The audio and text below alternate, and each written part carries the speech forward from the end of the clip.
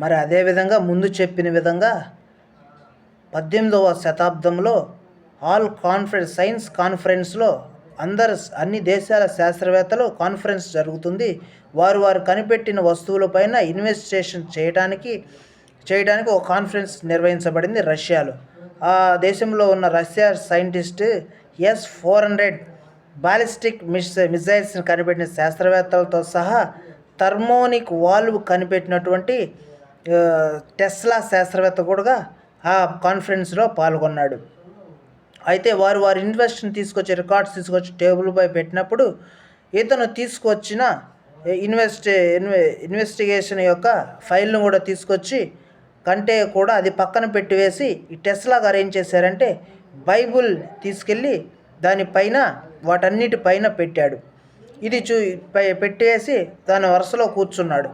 ఇది చూసిన రష్యా శాస్త్రవేత్త S-400 కనిపెట్టిన మిసైల్స్ని కనిపెట్టిన ఆ శాస్త్రవేత్త దీని కోపంతో ఉరెత్తిపోయి బైబిల్ని తీసేసి కింద పెట్టాడు, అన్నిటికంటే కింద పెట్టాడు. అప్పుడు ఏమన్నాడంటే, ఈ భూమిపైన సకలమైన జ్ఞానానికి మూలం బైబిలు ప్రధానమైన పునాది అని చెప్పేసి అని అన్నాడు.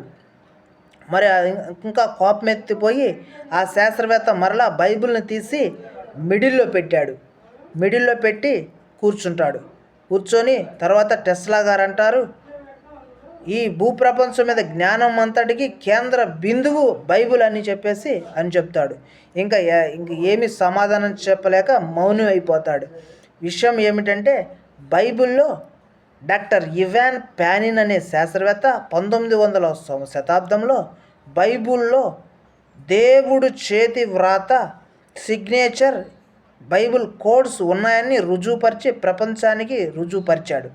కాలగణంలో గతించిపోయిన దాన్ని టెస్లా గారు ఈ సైన్స్ కాన్ఫరెన్స్లో దాన్ని ప్రసిద్ధి చేయాలని, దీన్ని నిరూపించాలని, ఇది అబద్ధము కాదని నిరూపించడం కోసం తాను కనిపెట్టిన వస్తువును కూడా పక్కన పెట్టివేసి బైబిల్ గ్రంథంలో నిజమైన దేవుని వ్రాత యొక్క కోడ్స్ ఉన్నాయని తెలియజేశాడు.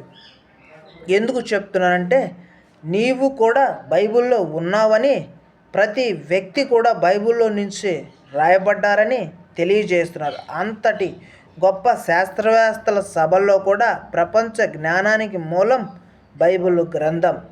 బైబిల్లో నుంచే ప్రతి ఒక్కరు కనిపెట్టిన ప్రతి వస్తువు, గుండు సూది నుంచి మరి ఏరోప్లాన్స్ వరకు కనిపెట్టిన ప్రతి వ్యక్తి కూడా 100% బైబిల్ నమ్మిన వారే.